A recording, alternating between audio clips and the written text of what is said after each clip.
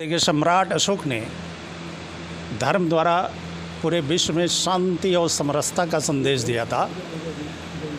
तो धम्म विजय दिवस के अवसर पर मैं पूरे विश्व को शांति का संदेश देना चाहता हूँ, क्योंकि इसी मकसद से संयुक्त राष्ट्र संघ की स्थापना की गई थी। और संयुक्त राष्ट्र संघ जो है हमेशा शांति की स्थापना के लिए जो संदेश देता है, तो उसमें सम्राट अशोक का नाम जरूर लेता है। तो इसका मतलब सम्राट अशोक ग्लोबल सम्राट थे।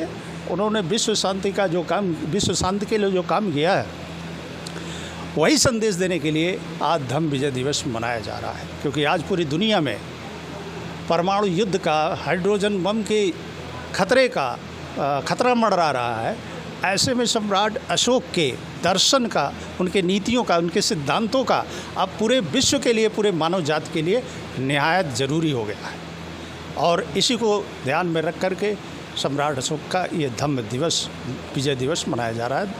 हम आज पूरे विश्व को आपके माध्यम से पूरी दुनिया को संदेश देना चाहते हैं कि अब पूरा विश्व युद्ध रोक करके सम्राट अशोक के शांति और समरसता के रास्ते पर चलने का काम करें। और पूरे देश के, हम अपने देश के जो नेतृत्व करता हैं, पूरे दुनिया के जो नेतृत्व करता है, उन सबको संदेश देना चाहते हैं कि अब युद्ध पूरे मनुष्य जाति के लिए खतरनाक होगा।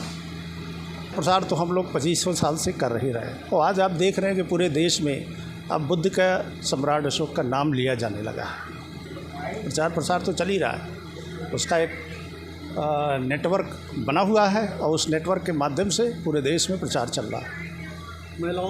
महिलाओं में अभी उतना तो नहीं, लेकिन फिर भी प्रभाव पड़ रहा है, ऐसा बात नहीं है।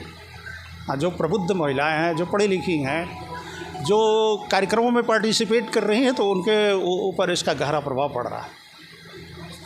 उनके लिए तो प्रैक्टिकल धम्म की ज़रूरत पड़ेगी। जैसे बुद्ध ने विपश्यना सीखा, तो वो उसी को धम्म उन्होंने कहा। सम्राट अशोक ने बृहद पैमाने पर बिहार की स्थापना की। जैसे आज गांव-गांव में प्राइमरी स्कूल खुले, सम्राट अशोक ने बिहार खोला था। और उन बिहारों में शिक्षा का और साथ ही साथ धम्म सिखाया जाता था। इसलिए उसको इम्प्लीमेंट करने में पूरे भारत के लोगों को आसानी हो गई। और बच्चों में संस्कार देने का काम महिलाएं करती हैं। अगर महिलाओं के अंदर धम्म का अगर असर होगा, तो निश्चित तौर पर आने वाली जनरेशन पर भी उसका प्रभाव पड़ेगा, संस्कार जाएगा।